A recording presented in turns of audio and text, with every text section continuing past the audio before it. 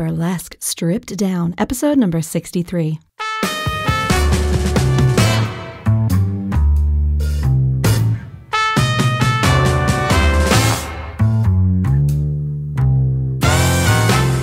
Welcome back, friends and lovers. This is Velvet Eau Claire. As always, I am your guide through all of the secrets. Saucy secrets, sexy secrets, and, secrets where we fall on our faces.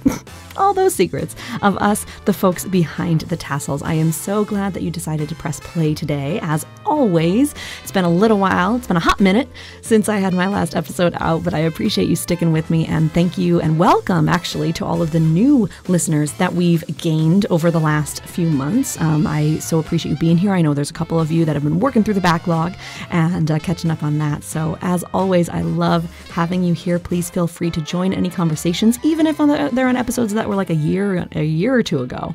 I love to hear anything you have to say. You can join the conversation on Facebook, over at burlesquestrippeddown.com in the comment section, or even emailing me, velvet@burlesquestrippeddown.com. I also haven't gotten any voicemails in a while, so I'm just throwing that out there. I like to hear your lovely voices and to know that I am not just speaking into the void. So of course, over on the right-hand side of my website, you can hit leave me a message and let me hear your voice, right? Because this is a two-way conversation, god damn it. I kid. So today I'm super excited. This is a conversation that I had a little bit ago, but I finally have finished, gotten it all edited and ready to go for you. This is with Rosey La Rouge. Now, I was put in touch with Rosey through Instagram, actually, one of my preferred social media platforms, Velvet Eau Claire is where you can reach me over there. And Rosey is doing something amazing called the Pastie Project. And I saw it on someone else's Instagram, or I think I was searching hashtags. I don't really know what I was doing. But I saw it from that, and I knew I had to get in touch with Rosey to talk to her about all of the amazing things that she's doing. So before I tell you any more about her, let me remind you that as of late, if you haven't listened to the last few episodes, we have a new sponsor for the podcast. So this show is actually brought to you now by Audible. We love Audible. As you can hear me and Rosey just geek out over Audible. We love all the things. You can get a free audiobook download of your choice. You can get, and that comes with a 30-day free trial, all at the same time by going to burlesquestrippeddown.com/audible or audibletrial.com/burlesquestrippeddown. So kind of depending on which way you remember when you sit down at your computer, they're both going to take you to the same place. And you can choose, if you haven't used Audible before, now is a great time to check it out. You can do it on your iPhone, on your computer, on your Android, your Kindle, your MP3 player, all of the different places, same type places that you would listen to this podcast.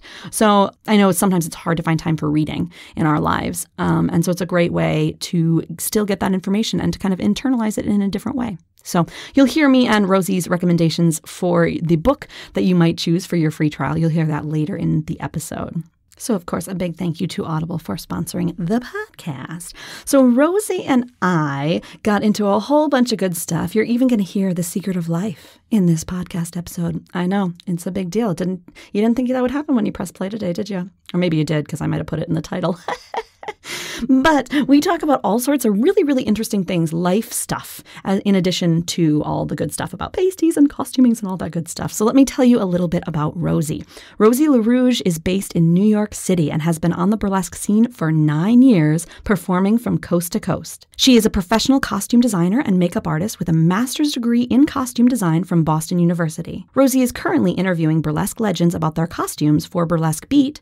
She blogs about the pasties of the week for the New York School of Burlesque, and she's writing a scholarly monograph on the entire history of the burlesque costume for Rutledge Taylor and Francis under her muggle name, Colleen Scott. The Pastie Project itself is a book by our favorite Rosey La Rouge, and it features an archive of vintage and modern burlesque pasties contributed by performers and costumers from all over the world. It's a costume history book of remarkable quality and original content, and is a must-have for costume designers and historians, vintage clothing collectors, and burlesque performers or enthusiasts. The book covers the history, the pasty makers, the performers who make burlesque what it is today, and then tops it all off by teaching you how to make your own pair of beautiful pasties. So Rosey and I talk a lot about her project, both the Pastie Project that's already done, as well as her upcoming scholarly monograph. amazing on the entire history of it. So we talk about all of these things and a lot of other stuff. And we talk about kind of why she made the decisions that she did to do these projects in the specific way that she has. So I invite you to, grab yourself a little drinky drink of something, whether it's alcoholic, non-alcoholic, tea, wine, all these things. If you're driving, maybe just grab your water bottle, but keep your eyes on the road. That's usually a good thing. So sit back, relax, and enjoy my conversation with Rosey La Rouge.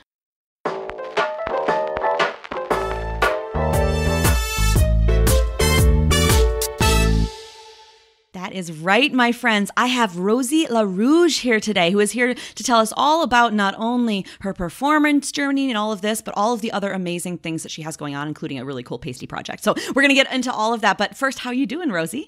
I'm great, Velvet. How are you? I'm doing really well. Thank you so much for coming on. Thanks for having me. Absolutely. I'm so excited to chat. I remember I've seen some stuff about your project all over the place on Instagram and Facebook and stuff, and I'm so excited to kind of dive into that. Before we do that, why don't you just tell us a little bit about yourself? We heard your bio, but I'd love to hear more about just who is Rosey as a human being?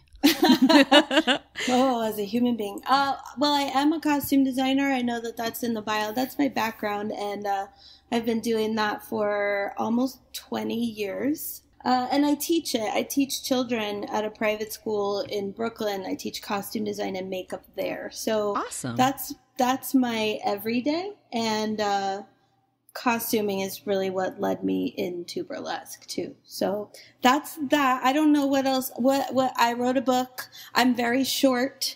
My tagline is the Pocket-Sized Pinup. That's an old one. I love it. Yeah, I've just kind of been gallivanting around in the burlesque scene since about 2008. So. Hell yeah, that's awesome. Well, that's cool. So you've been around in the industry a while, and you're coming to us out of New York, correct? Yes, I'm in Brooklyn, based in Brooklyn, but I'm from California originally. Well, tell us then about that journey. I mean, you've been around, you said, since about 2008. So how did it all start? What brought you to burlesque in the first place? How did you know it was right for you?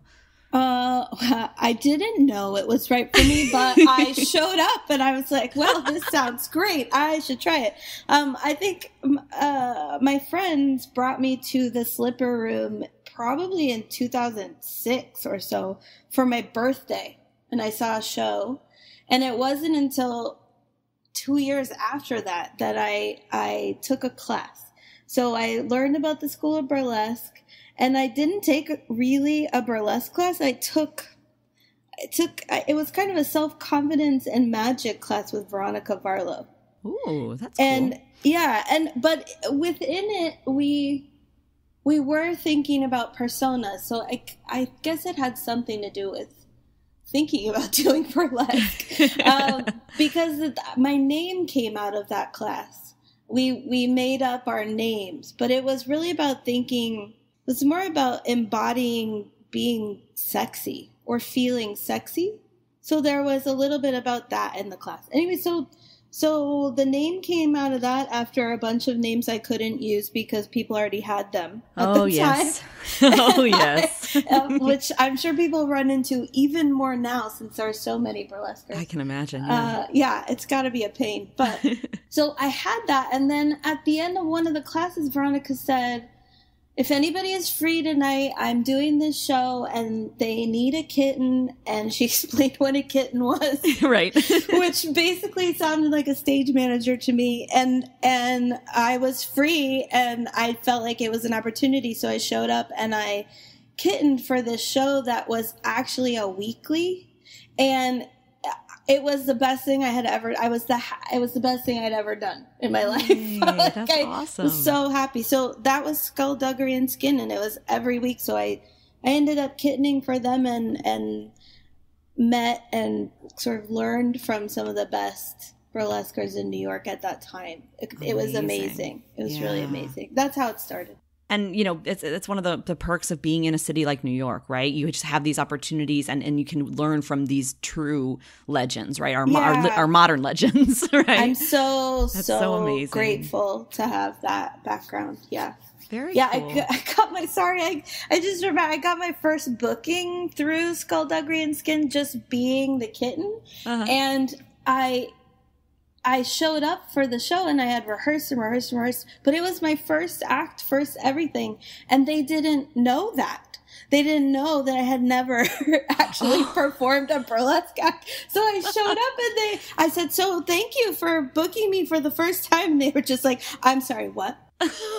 I'm sorry. So they made a big deal about it being my first time just in case I totally effed up the whole thing. Right. And I didn't F up anything. And I could say bad words. No, I don't need to say any bad words. You can if you want. You don't have to. Yeah. So it ended up going well. And I did okay. And then I got some more bookings. But the first night where they were just like, I'm sorry, you've never done an act? Okay, well, I guess we're going to do this. Great. That's so funny. Several people I've talked to here on the show, I want to say, everybody blends together. I want to say it was like Suki Singapore or someone else was saying that this like a similar thing too, that like they're just like, well, we just didn't tell them it was our first time. And it just went from there. Like, yeah, I mean, not that you did that intentionally, but. No, I didn't. I just thought, okay, great. Thanks for the opportunity. And then, fake it till you make it. I was just going to say that. Yeah, exactly. Like there's something to be said for that, right?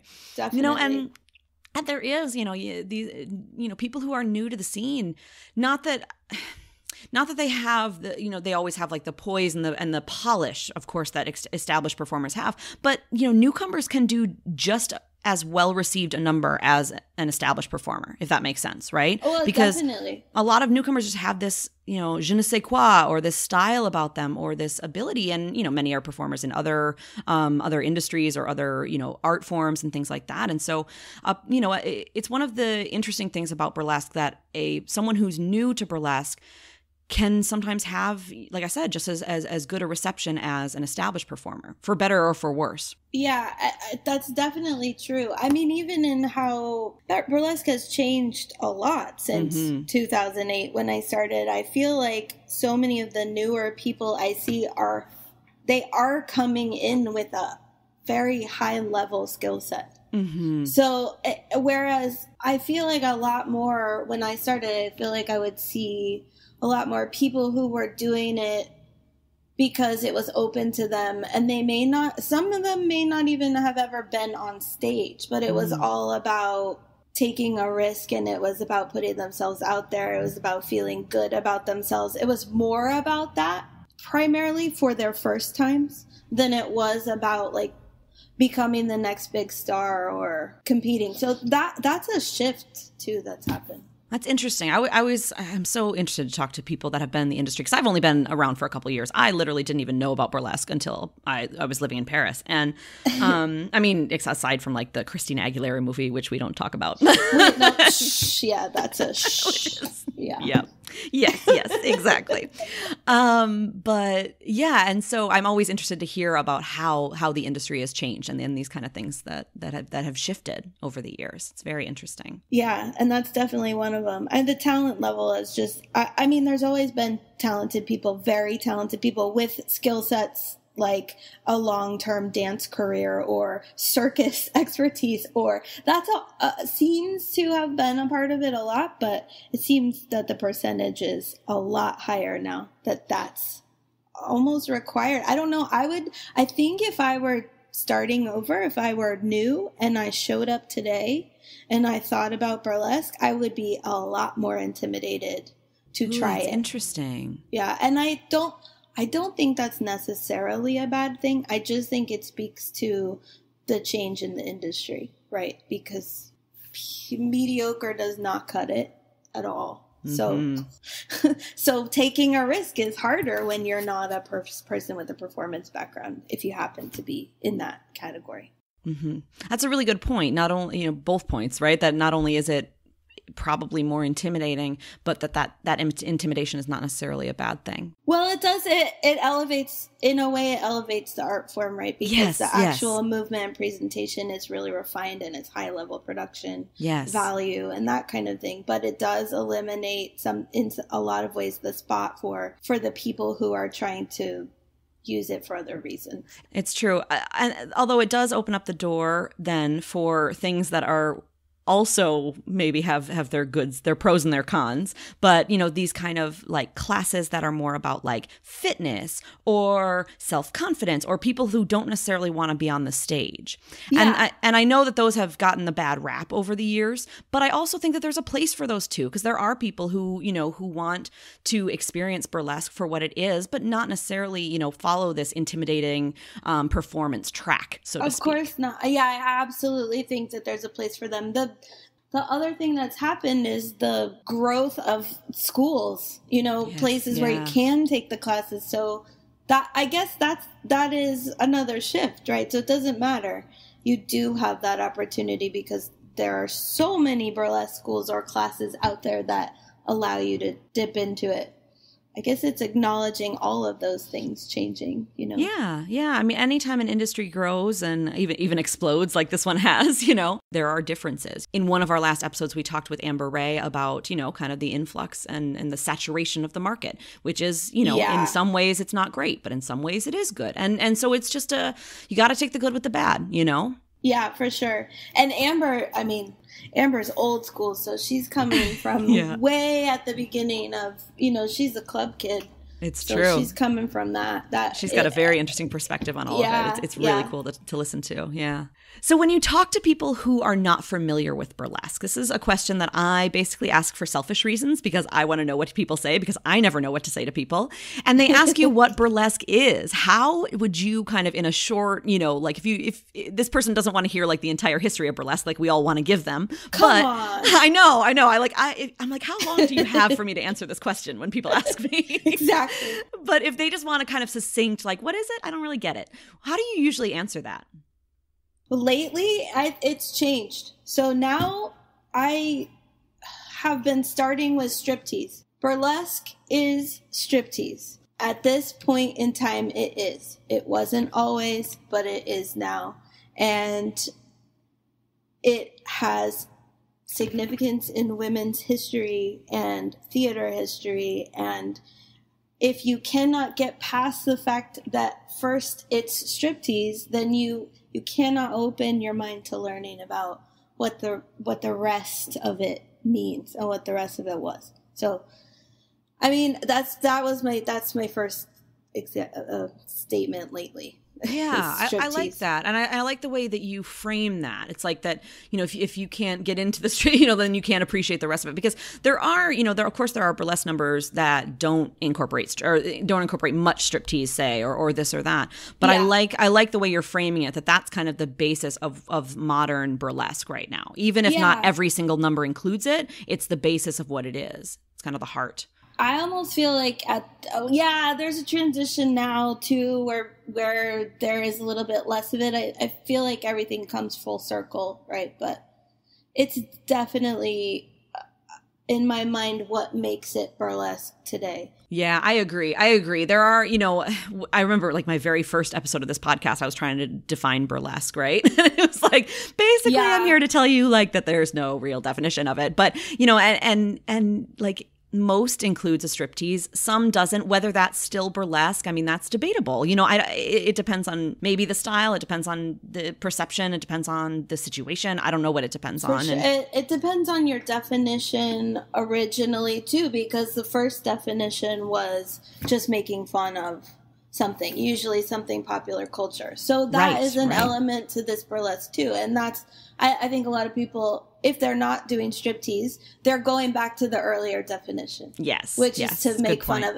A lot of times those are more political, you know, those acts. That's a very good point. So it's kind of like that balance between the two. But you're right that the modern definition really incorporates that striptease. So I think so. I mean, I'm starting with that because I'm starting to put myself into an academic mindset or think about how academia responds to burlesque because of the books, both books, the book I just wrote and the book I'm writing now. And it's all my frame of mind is about how academia reacts. And they haven't acknowledged burlesque in theater history courses very often, though it's come up more now that people are able to teach burlesque history in a theater department at a secondary institution, you know. But that's the thing. It is about, what do they have to get past first? And that's why I've been thinking about striptease first. What do they have to understand first, and then be able to digest before they can listen to the rest of it? Yeah. That's a very good point. So tell me about about the research that you're doing and the books and kind of how that's all intertwining into your journey right now. Okay. I just finished a book called The Pastie Project, which is another reason why I think that you got in touch. So yeah, that's how I heard about it, right? Yeah, that's what I heard about. So I decided that burlesque costume history was significant. I just made up my mind one day. I think it had to do with, I work in a theater department, though. I work with children. I still work in a theater department with adults who understand theater history and performance. And I got a little flack from them a few years ago about the fact that I was a burlesque performer, which partly had to do with the children, but partly had to do with whatever their understanding of what burlesque was in their minds. And I just thought, I'm in a really supportive liberal department that does theater, and they are having a problem with it. This has to change. And that's when I started doing more in-depth research. I mean, my background is costume. I have a master's degree in costume. So costume history is not new to me. And I just suddenly felt like it was my mission to bring burlesque costume history specifically to the forefront and get it some recognition that it deserves. There's a lot about burlesque costume history that is significant, that isn't just theater costume history, because of the nature of the costumes. These are costumes that are built, designed, they're made to come off in certain ways. They're made to be removed. And there are innovations in that are significant and different from other areas of theater costume history. So I felt compelled. So Pastie Project, I started with just pasties because the idea of documenting all of burlesque costume history was so epically that intimidating. Makes sense. I was going to ask you that, but it makes a lot of sense. I was like, why did you start with pasties? Well, duh, because they're small and easier. That makes sense. Yeah, they're literally the smallest accessories. Yeah. And they're also extremely significant because they almost exclusively pertain to burlesque. Yes. And they exist because of burlesque and because of people taking their clothes off on stage and then censors needing to make laws and decide what obscenity meant. What does it mean? Oh, it means that 1.5-inch area on a woman's breast. That's what it means. So if you show that's the that, obscene part. Yeah, exactly. So all of the legal history that's tied in with pasties is fascinating to me, but I could geek out about that for way too long. But that's part of why pasties were interesting to me and why I could focus on them. You know, there was a lot I could tell about the history by just focusing on that one part of costuming. And they're beautiful, they deserve to be featured. So I have to say, like, I have just, since we started being in touch, I found your Instagram and everything, and I'm like, oh my gosh, I just like looking at all the pasties that are posted. Yeah. I think because we're rolling right off when we're recording this, right off the 4th of July, and you had the ones with like the PBR, was it PB? Oh my God, I died. Yeah. PBR like, cans awesome. for a celebration of America. America. I mean, I think I did handguns last year. Oh yeah. So hilarious. I try to be a little festive or political if I can, but there's so many options out there. You know, they're amazing at what people are doing with them now because of the prevalence of burlesque. It just, the varieties are endless. So did you include all like inside the book? How did you decide what to include? Is it more of a picture project, or did you include all the information about the legalities and all of that kind of stuff inside of it as well? We included a good amount of both, a good amount of history and a good amount of our photo archive. So it started as a photo archive. My husband's a photographer, Ben Trivet, and he took most of the pasty photos, and we did it initially. We hoped we would make a book, but we did it with the intention of just creating an archive that we could give to the Burlesque Hall of Fame so that they would have a photo archive of this moment in burlesque, so that there'd be some record. But I ended up expanding it, just grew, and so the book includes all of the pasties that were brought to us at the Burlesque Hall of Fame last June. We documented that weekend, and people from all over the world brought us pasties, and we documented them. It includes pasties from vendors all over the world who blindly sent me their pasties in the mail. I did one social media campaign and an Etsy outreach, and people donated their pasties to be part of this project. They didn't know what it was going to necessarily become, but they donated them to be archived. And and then historic pasties through history. So some from my collection and some from generous people who shared their collections, including Neil. Neil Kendall is a board member at the Burlesque Hall of Fame, and he's from Manchester.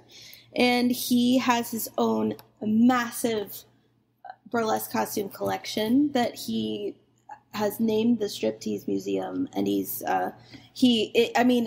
extensive, and he would love a space to display it in Manchester. Anybody who would like to sponsor that project. Hint, nudge, nudge, Manchester. Yeah, exactly. So he wrote the foreword for the book, but he also shared a lot of imagery and actual pasties from his personal collection, and that helped flesh out the history part of the book.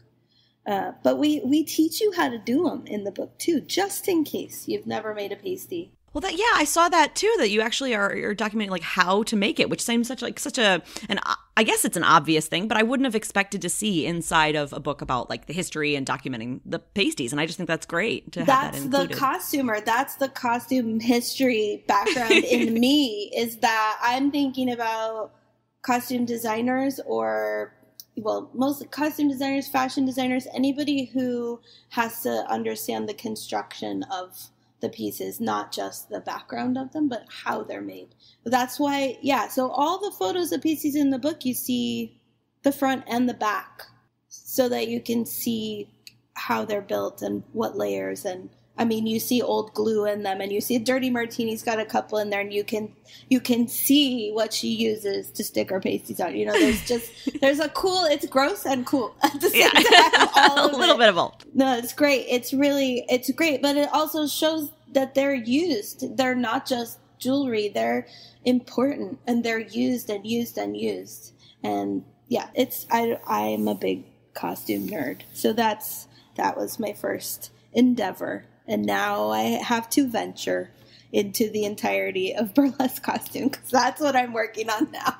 Is that your next project? What's the next book you mentioned? Yeah. If you can talk about it. I don't know if it's top secret or anything. It's not top secret. It's just not. It's a book project. So it's an academic book. It's a scholarly monograph officially for Routledge / Taylor and Francis, which is a well-known publisher, if you've heard of publishers, and they're allowing me to write this book on the history of burlesque costume. Wow, that's an undertaking. It's a big undertaking. That's probably why no one's done it. You have to scour the market for your competitors. What is your competitor in this publication? It's kind of none. There aren't any, because nobody decided. So it's a big undertaking, and I'm pretty organized. I'm trying to break it down, just starting to break it down now, and figure out how we're going to get everything I can into the book and document costumes. It is because no one has taken.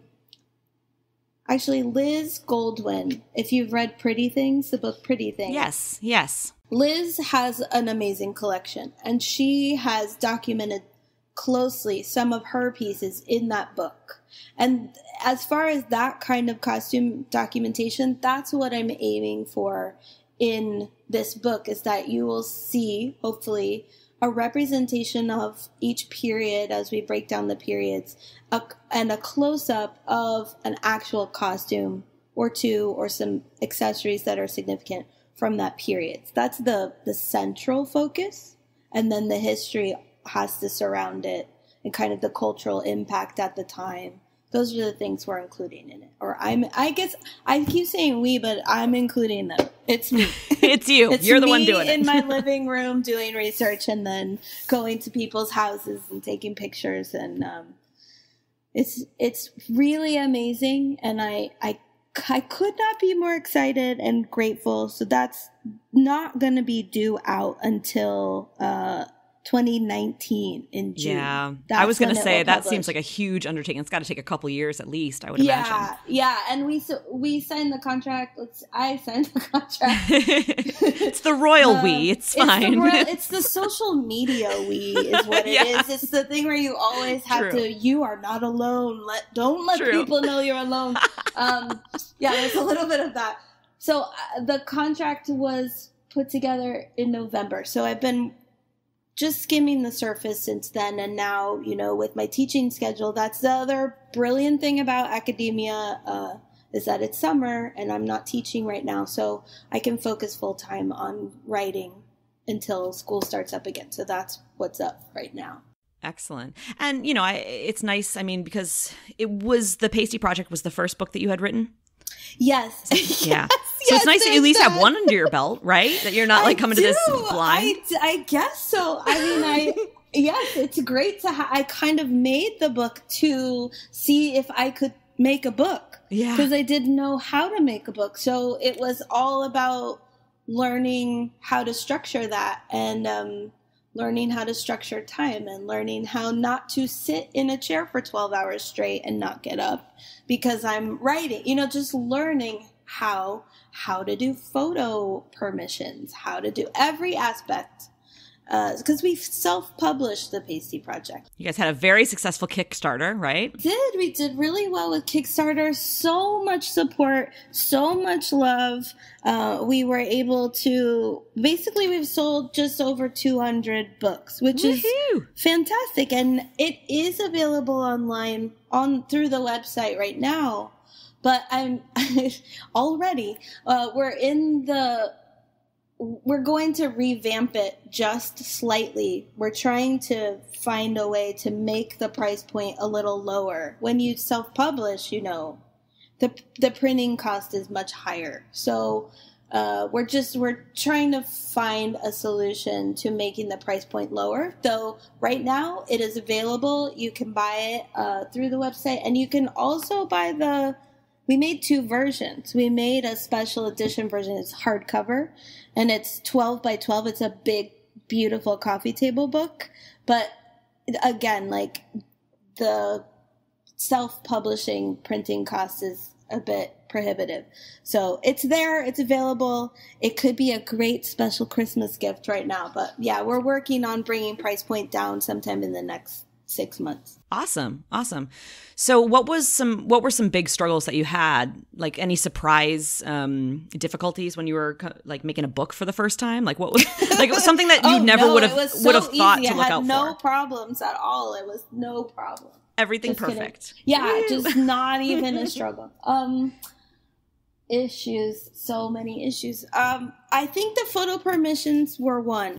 This is a book full of photos, and though many of the photos were taken by my husband, who could physically and verbally give me his permission in our living room, the rest of the photos in the book were from a lot of different photographers, and were sourced. They're also sourced from libraries and collections. So anytime you do something like this, you need to get permission. Obviously, you should get permission for everything. You should get permission if you're putting somebody's photo of you up to advertise a show. You should get permission. But when it comes to publication, there are all the other rules, right, about how many copies you're printing and what the price point of your book is and whether it's a commercial book or a nonprofit book, which I should say the Pastie Project is not for profit. There is no profit on the Pastie Project. We still haven't broken even on our costs, but any proceeds that we do make over our costs get donated to the Burlesque Hall of Fame toward the Legends Challenge to bring them to Vegas every year. So we did one donation to them this year, and then next year after sales, we'll do a donation based on whatever we sell. So that changes your permissions, and that can be boring. But sorry, that can be some boring info. But no, but it's important. Change like who will give you permission or how much they'll charge for an image and for you to use it. That was a huge education. Mm-hmm. That's stuff you don't even think about going into a project like this, I imagine. No. And it was that and the fact that I realized that was another job. And my husband kept saying, Rosey, you're doing this book. And of course, he's my photographer. And then Tiny D's a performer here in New York. She's basically a art director at a magazine. So she's a book designer. And she became my book designer because I can't do that part. And then my landlord, who doesn't even live in New York anymore, lives in San Francisco, is the copy editor. So she ended up being my copy editor. And that was it. You know, wow. People contributed, and that changed everything. That made the book happen. But in actuality, as far as the production of, you know, this final thing that included everything, it was a team of 4. Wow. And then it's just like, Rosey, yeah, this is usually in a publishing house the work of, you know, a dozen or 20 or whatever people. So that's something I learned, that it is, you know, I'm curious to see how it pans out with an actual publisher behind me and some assistance in that way. Yeah, it's going to feel like a breeze now. Now it'll be all easy. I mean, at least the understanding of how to do it is in place. And that really was one of my main goals in doing that first book. Can I do it? Yes. Okay, here's a book, so I can do it. So now I'll do, I keep saying an actual book. Now I'll do an actual book, but Pastie Project is an actual book. Yeah. So. Yeah. It's real. It's real. Yeah. It's but more of, like one that's published by a publishing house and everything. Yeah, exactly. Yeah, that's hashtag entrepreneur life right there, you know, wearing all the different hats and doing all the different things. And it's a lot. It's a lot. It is a lot. It's a lot. It's fun and it's joyful. It was wonderful. I mean, I had a personal struggle last year, and working on this project actually helped me get through it. So that's another reason why I was even able to put so much time into it. Was like I needed something artful and joyful in my life when hard stuff was going on. My father was ill last year. Oh, I'm sorry. And so he's well now, and he's doing well now, but that I needed a parallel to that struggle, and it made me kind of more obsessive about getting this done so quickly. It's another reason why it was done so quickly. It's beautiful the way you phrase that, like the needing a parallel and the way art can serve as that. I never really I hadn't used that word before, but I like that because it kind of a balance, right? A parallel to it. So definitely a balance. I mean, life is all about that, about trying to strike a balance, which is hard to do sometimes. Yeah. Well, actually, speaking of that, I'd love to know a little bit as far as for you as a person right now in your everyday life. What are some of your big mindset struggles? And then on the flip side, to balance it, some of your biggest strengths? Mindset struggles. Confidence is a big struggle. I have a hard time with that, always have had a hard time with that. And I am confident in certain areas. And then, I mean, I think that that's a common thing for a lot of people, that you're confident in some things and not in others. And a lot of times when it comes to something intellectual or artistic, I'm quite confident. And I have, old ingrained issues with body image and that kind of stuff. So So that it ties into how you feel on a daily basis. And that's one of the struggles. But when I have something to focus on that's artistic and joyful, sort of like this, it does alleviate those difficulties. And I think, organization is a strength. Organization in a project like this is definitely a strength. And then neglecting other things outside of this one super organized thing would be not a strength. Just forget about everything else, right? Like the laundry piles up or the house needs to be cleaned, but I just wrote a chapter today. So story of my life. And it's really well structured. So that's a triumph, right? But you again with balance, right? You have to find balance. You have to appreciate what you do accomplish on a daily basis. I've been meditating a little bit. I've been meditating regularly, trying to do it daily, and that's made a big difference. Because another struggle is anxiety. But I feel like if you live in New York, you might have anxiety. Just if you live here, just at all. Just everyone. Yeah, just by the pure nature of being in New York. Yeah, pure fact pretty much. There. So there's that, but the meditation has helped a lot. Helps keep me grounded and provides some balance. Do you have any good resources for meditation at all? Like anything? Like I know for me personally, I use Headspace, which is an app. I use Headspace, and I love them so much. Headspace, be my friend if you would like to. We love you. Yeah. We love you, Headspace. So good. Yeah, that was recommended. I do go to therapy, and that I find that very helpful, but she's the one that recommended Headspace. So yeah, that's perfect. I'm a huge fan of therapy. I think that every single person should go to therapy. Like, even if you think, quote, there's nothing wrong with me, fuck you. Of course there is. And everybody has something. You just don't know it. You're broken. Right. Everybody's broken. Nobody, nothing's perfect. So it's fine. We love you. We love it. There's so much, there's solace in therapy, And just to have that external, discussion. Yeah, it's great to have someone to talk to, Yeah, you could just, poor therapists, you can just dump all your crap on them and they help you out, or you just feel better for dumping your crap, and it's different than, gossiping with your friends. Yes. It's just different. That's a huge point, right? Because I vent all the time. I struggle with being kind of a cynical, sometimes angry person. Like I worked in a restaurant for like 10 years. I feel like happens naturally. You're just like, it ate my soul. I just became a mean bitch all the time. Like, whatever. But I'm better since I left. I'm a recovering restaurant worker, basically.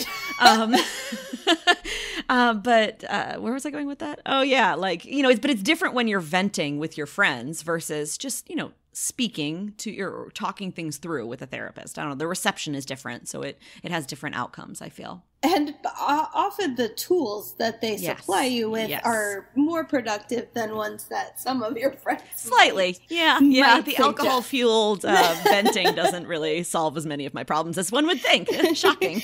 Though enjoyable, not as productive. Yeah, exactly. So meditation and therapy, that actually I like to ask about, like self-care as well. Do you have any other favorite self-care practices that you like to do to make sure that you stay not perfect, nobody's perfect, but the bright and shiny Rosey that you like to be? I like to have my hair done when I can afford it, and I like having nice nails and nice toes. There's luxury in having those things. I love those things, and I really like a clean house. It changes everything about how you feel in your space. I like that. Yeah, that is true. I hate cleaning, but I love when it's clean. So oh yeah, I do too. I don't like it. I think living in the city too, forced escape from the city every so often is another thing that both my husband and I try to do. To get out, I can imagine. My closest was, I've never lived in New York, but my closest was when I was living in Paris for, a few years. And, and we were right, near the Moulin Rouge, actually. So right in the center, it's not quite the same as Paris. It doesn't have quite the same vibe, but it is that kind of it can be very stressful, anxiety ridden a little bit to be in that hustle all the time. Yeah, it gets overwhelming, especially, I'm from the Bay Area in California.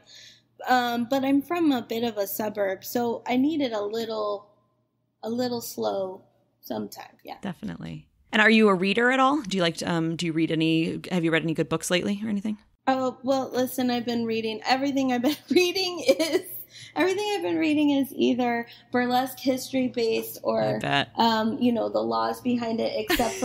Except for self-help books. Self-help books, the other thing that I will read. I don't know. Is there another term you can use for a self-help book that doesn't sound so needy? It's a little bit like self-help is like self-care. It is a bit, right? I feel like self-care is a little more about pampering yourself. So let's just call self-help books self-care books, because that's what I've been reading on the side. And I feel better about it. It's true. I feel like they both have, both terms have kind of different connotations with them. And either one, are perfect for that thing. Like self-help, I feel like gets a really bad rap now, right? Because it's like, oh, you need some self-help, is it? Yeah. But it's good. It's just like therapy, right? Oh, you need therapy, don't you? But like, no, they're good things. And then self-care sounds a little more like, oh yeah, I'm going to take a bath. Basically, I just think of baths, right? Yeah, exactly. Yeah. And I guess the self-help is a little bit somewhere between something pathetic and something really helpful to you. But yeah, that's what I've been doing lately. I wish I read more fiction. I just have not been on top of the fiction with the stack of other stuff, the nonfiction by my bed. So the nonfiction though is thrilling to me too. Yeah, I love reading. I've been reading a lot of like entrepreneurial type books lately. Right now, I'm reading one that's called "To Sell Is Human," and that one's really interesting. It sounds a little pretentious, but it's a really interesting book. It's about how basically, even if we're not in sales, we're all salespeople, right? We're all trying to get somebody to give us something, whether it's their time or their money or something, And so it's an interesting book, and I do like reading those type things, but I always have to balance it out with some sort of fiction because I just need that little, little something lighter in my life. That's to see television. I have been watching more television, so I've been kind of doing that as the light thing. And then the book I'm reading right now is called Prurient. Is it Prurient or Purient Interests? What is that? It's an academic book. It's a book just about the obscenity legislation in New York City from the turn of the 20th century to 1945. That's what it's about. Jesus. Wow. That's pretty niche, that first word is so prurient. It's prurient. It's PR. Prurient. Prurient. Yeah. All right. I don't know, but it's a hard word to say. Prurient. That one is it. And then the self-help books. Let's see. The self-help book on my table right now is Financial Recovery, because I have shopped too much in the last, lifetime. And my relationship with money is terrible. And this book is really wonderful because it's called Financial Recovery, Developing a Healthy Relationship with Money. And it is for if you are, terribly in debt or those kinds of things, but it is also just about understanding your personal relationship with money and why you might spend money on things to make yourself feel better and how you can change sort of that attachment, which is great. That's interesting. I might have to check that out because my name is Velvet and I have a shopping problem too.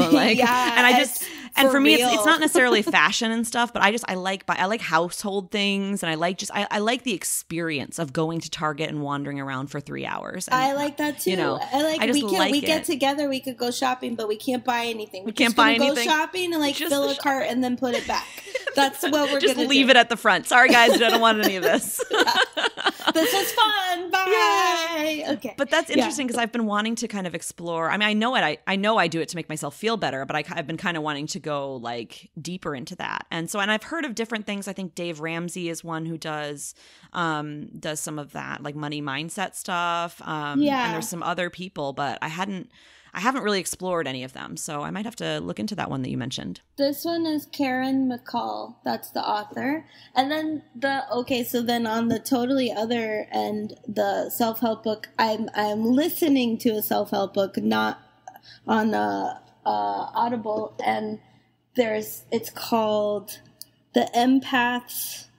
It's something about empaths. The Empaths Guide, something like that, about how to navigate the universe as an empath. Ooh. Which was also financial recovery I did all by myself, but the empath book was also recommended by my therapist, because apparently I am definitely an empath. So it's pretty awesome. But I've been listening to that one, so I guess that's cool. Different. Yeah. Well, I'm glad you mentioned Audible. I mean, like a lot of people, anybody who's listened to our last couple episodes actually knows that actually Audible is our sponsor for this show. Oh, cool. Yeah. So for anybody who's not familiar with Audible, it's super cool, right? Like, I mean, you just can listen. I mean, if you listen to these podcasts, you know what it's like to just kind of listen to something and how you take in information differently. I certainly like reading. I like having a physical book in front of me, but I also sometimes really like to just like be driving and absorbing.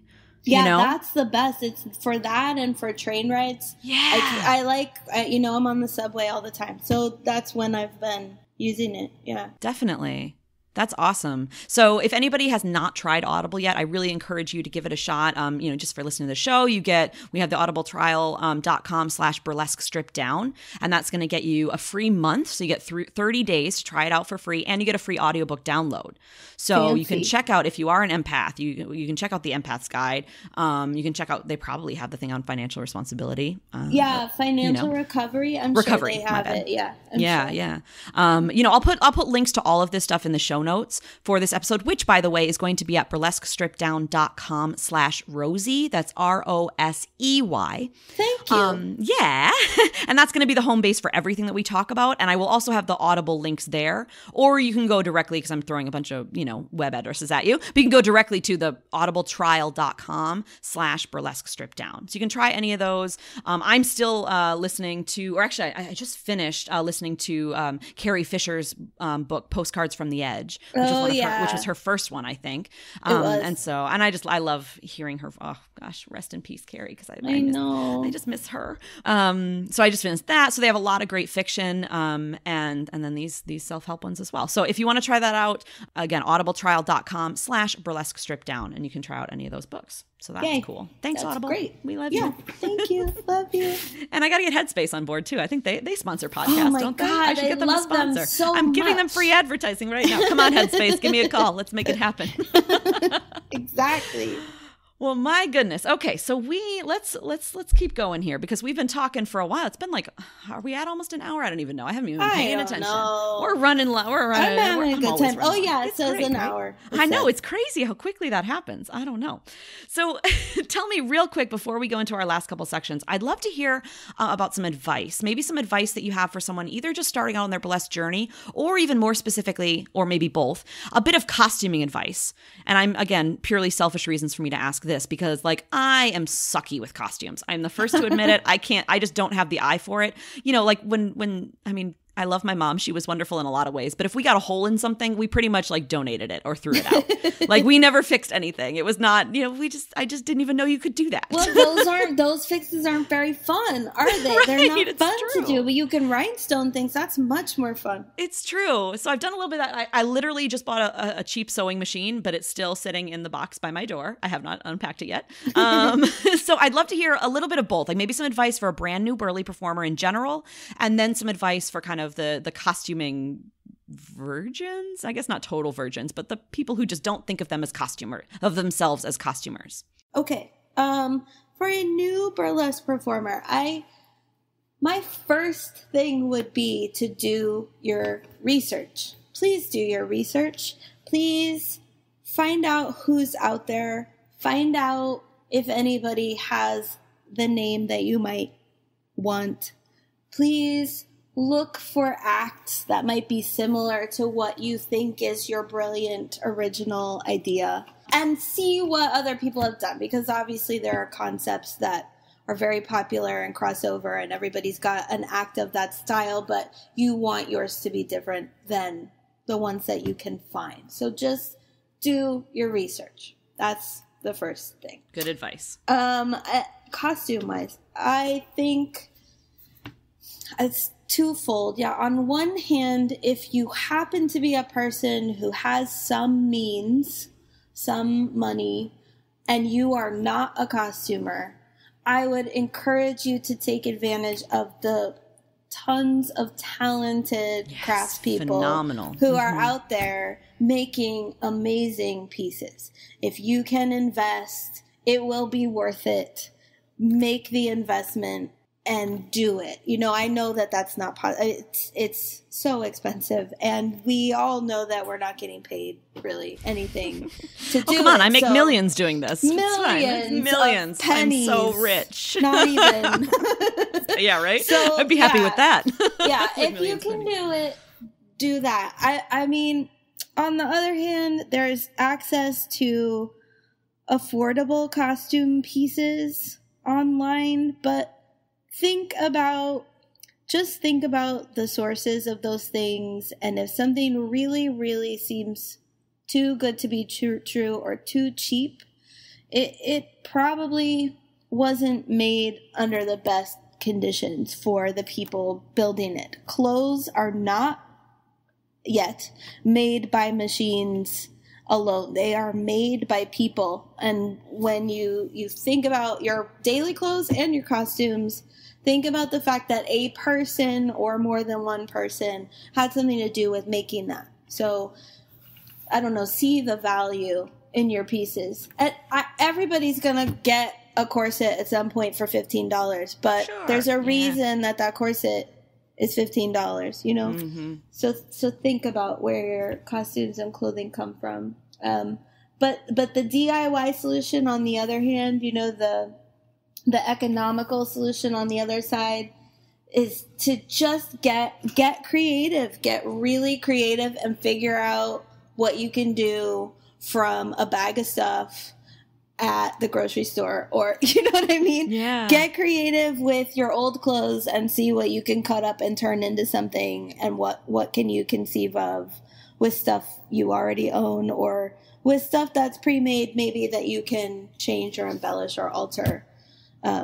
Just use your creativity. If you're on stage doing burlesque, you have some kind of creative streak in you. So yeah, I love that. You know, it's again, something so simple, but I mean, we always talk, I remember with Red Hot Annie, I think it was, we talked about like playing, and as far as our creativity and our movement, right? Yeah. And like how to develop your first act, and to include that, you know, kind of playful attitude. And so I think about that a lot with act development, but I don't really think about that as far as costuming, and I really like that, and I'm gonna take that to heart, because I just need to I have shit in my attic or not my attic, I don't have an attic, but in my closets, right? And then like the top shelves and everything that I haven't touched in years, you know, except for to move them from house to house. So I should just bring them down and just play with them. We can play that way too. Definitely. Your leftover bills and your envelopes and newspapers and cardboard boxes, and those are free because Amazon is sending you many cardboard boxes when you are a shopaholic, like some people that I know. And hello, my name is Velvet. I belong here. You know, you have these supplies that are right there in your face, and you could do something fun with them. I love Annie. She sent some really cool stuff to the project. Yeah, she that's awesome. I bet she's got all her cool, pasties. Fun things. Yeah. So those are my tips, I think. Cool. I like it. I'm going to take it to heart too. And it's funny that we were talking about that and you were saying the other stuff around the house, because literally I have to take that to heart, because I bought, you know, when I started rearranging my office here at this house and everything, I bought like a new desk and I bought a couple other things, and they come packed in these big boxes, and they've got all these like styrofoam pieces, right? These big ones. Yeah. And I could not get rid of them. My roommate was making fun of me because she's like, what do you need those things for? And I'm like, I don't know, but I'll probably need them at some point. But I think maybe instead of just keeping them for when I might need them, maybe I should just play with them and just do something with them and see how it turns out. And that way I can just practice. So, yeah. Yeah, do that. But also read the book, The Magical Art of Tidying Up. Oh, God. Yes, that's a great little book. Yes, because I shouldn't keep this stuff just in case I need it someday. Well, she's very strict in her philosophy. But yeah, there is that whole background of like, I might need this someday. And sometimes you do. Sometimes you throw it away and you're like, damn it. Right. But at that point, I'm fine with just paying, you know, what, $10 for some new styrofoam if I need it or something at the craft store. Yeah. I mean, there's a balance to be had there too, just like in everything, right? It's all about balance. That's the secret of life. Is balance. Indeed. That's so good. You didn't think you were going to get the secret of life on your podcast, but yeah. I mean, balance. I'm glad that other people listen to this podcast, but really it's just for me so that I can get all this, free self-help and, talking with people and secrets of life and things like that. So thank you guys for listening, but also this is just for me. I'm selfish. That's basically how this works out. All right. Well, I guess we should start to kind of wrap up, unfortunately, but I would love to do our last couple sections here. The first one is called Pick Your Poison. Okay. And so this is one where I have 10 different questions, and they are super superficial, just about silly little things about who you are. And, but I don't need you to answer all 10 of them. I'm going to have you pick one number, 1 through 10, and that'll give us our random question. Definitely 7. Number 7. All right. So what is one app besides Facebook and Instagram that you use every day? And actually, I'll expand that to besides the regulars, like Facebook, Instagram, Twitter, maybe, or, the regular ones. Headspace is it, man. Ah, there you go. Headspace is it every day. Headspace and Daily Budget. Daily Budget. I haven't used that one. That's got to be good. Yeah, that's a really simple budget tracker. I was using Every Dollar for a while, but they only have a web-based one, so it's not on my phone. So then I just forget, and then everything backs up. And if you don't have it in your face. So those are my faves. Awesome. And once again, everybody, links to those resources, to everything else we're talking about is at burlesquestrippeddown.com/Rosey, ROSEY. Yay. All right, now let's do this little this or that section. This is kind of our quick fire round, okay? So you get 2 choices, and you just pick whichever one you like. There's no right or wrong interpretation, just kind of whichever one sticks out to you the most. Sound good? Yeah, I'm ready. Let's do it. Starbucks or Dunkin' Donuts? Dunkin'. Yes, you're a New York girl. That's right. City or country? Oh, that's rough. Both. Country right now. Country, yeah. Movies or TV shows? Movies. Okay. How about Dita Von Teese or Dirty Martini? Oh, shit. I know. We love them both. I want everybody knows that. Dirty's my New York girl. So Dirty. She's so sweet. How about a Dirty Martini or a pint of beer? Oh, definitely a Dirty Martini. Yeah. How about day or night? Night. Harry Potter or Star Wars? Star Wars. Yes, that's right. That's right. No hesitation there. You goddamn right. No. Top or bottom? Yeah, we'll be talking about bunk beds. That's what I always joke. That's always my joke. Top. Yeah. Mountains or ocean? Ocean. How about classic or neo burlesque? Neo. Peanut butter or jelly? Peanut butter. Comedy or tragedy? Comedy. Marvel or DC?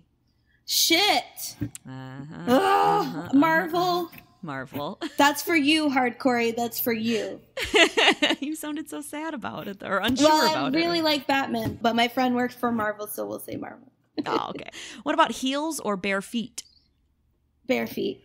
And lastly, the ever important sleep or sex?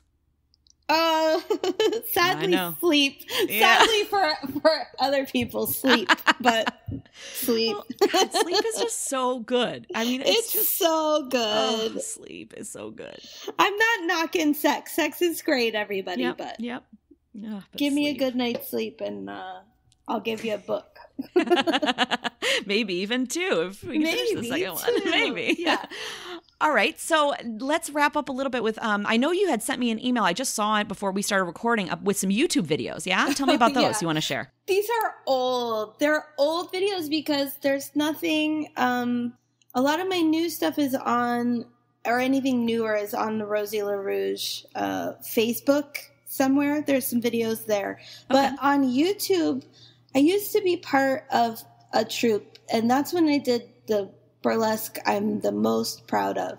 And it's Storybook Burlesque. That's the troupe. So you could look up any Storybook Burlesque videos, and and probably be entertained by any of them. But the first video that I tagged was Storybook Burlesque, but it's Storybook Burlesque doing Jo Weldon's classic burlesque number that she teaches to her Burlesque 101 class, because we helped her celebrate the launch of her burlesque handbook back in the day. Oh, that's awesome. So it's a video of all of us dancing with her to her classic act. And that's cool. A highlight. It was a highlight in my burlesque life. We were very proud to help her with that. That's so cool. Yeah, and then the other one, YouTube-wise, is not my act. It's BB Hart's act, but it's from the very first storybook show we ever did at this little place. I produced the show, and she is Marie Antoinette, and I am her handmaiden, and she sings Courtney Love in opera and she stands still, and I undress her the entire time. What a genius idea. I love that. It was and we did it in a lot of places for a while. We haven't done it in a while. And I don't even know if that costume still exists. It was, anyway, but it's worth a watch because it's very representative of the kind of stuff we did together as a troupe. And I just love those girls. We're all, I love them very much. It's hard to do. It's hard to do the scale of shows we were doing, so we took a break. Yeah, you need to do that sometimes. We have seasons of life, right? That's what I always talk about, right? Different seasons of life, and we can't get mad at ourselves if we have to change into a different one. Exactly. That's just how it works. Exactly. But it's always great. We talk a lot on the show about how burlesque can be a very lonely endeavor, especially if you're outside of somewhere like New York or Chicago. If you're outside of that, but even inside the city, I'm sure it can be. You're working on stuff a lot by yourself, and so it's nice when you have that troupe support to kind of keep you going. It is. I mean, the community itself, burlesque community itself, is secondary support too. Showing up at a show, and you'll inevitably be around 20 people and it feels good to know, like, almost any night of the week there's a way to connect because of burlesque. Yeah. And thankfully with the internet, at least it's not quite as personal, but people who are outside of some of the major hubs, they have other, they have ways to get in touch with people and kind of get that support too, which is nice. That's how we got in touch. Of course. Yeah, exactly. Interwebs. Thanks, technology. Yes, thank you. And that's what I hope, not to like toot my own horn, but that's kind of what I hope this podcast does, is kind of give some people a little bit of that kind of community. And that's why I like bringing on people of all different experience levels and time in the industry and everything, so that we can all, we're all part of the same community and we're all doing the best we can, and it helps to hear from each other, I think. Yeah, it's really great. This is a really great thing that you're doing. Well, thanks. I appreciate that. Yeah. So if you want to check out those videos, anybody listening, or if you want to find out more about Rosey and want a copy of these books, we're going to have all that in the show notes, burlesquestrippeddown.com/Rosey, Rosey. And what are the best ways to keep up with you, Rosey, and then also to get a copy of this book? Can we support you, or is it just basically, because I know the Kickstarter's over. Yeah, so is it just basically buying the book, or are there other ways to support you right now? Buying the book is the best way to do it, and there you can do that through the pastieproject.org, and you can keep up with the Pastie Project that way too, or you can follow the Pastie Project on Facebook as well, and especially Instagram, because that's where we're showcasing pasties every day. So the archive continues, and it ends up being just an ongoing record of the work that people are doing. So the Pastie Project on Instagram is really our daily dose. Very cool. Yeah. Do you have a hashtag too that people can post their own pasty photos along with, or? Yeah, they can. Well, they could hashtag pasties of the day, or they could hashtag the Pastie Project, and then I can find them. Cool. And showcase them, which is always nice. Yeah, it's always fun to kind of do that. I didn't understand hashtags at all at first. I was like, what's the point? I don't get it, but now I get it. It does actually make social media a little bit better. It really helps. It really helps. Yeah. Cool. And we didn't really have time to get into it because this hour went by so fast. But because you mentioned before we started recording that you don't do quite as much performing, but you still do some. So if people are in New York ever, they can kind of keep an eye out and see if you're doing any shows. Yeah, you can definitely. I mean, usually about once a month I have something. I was at Coney Island a couple weeks ago, which is my favorite place to perform in the summer. But even if you don't see me performing, I might be producing something or showcasing something that you should go see. Awesome. Well, I'm sure that there's going to be a lot of people who are going to want to keep up with you and all of that. Is there anything else you want to share with our audience before we say goodbye? I guess I just want to say thank you to everybody who has supported this project and anybody who will do that in the future and who's interested in preserving burlesque costume history. Thank you.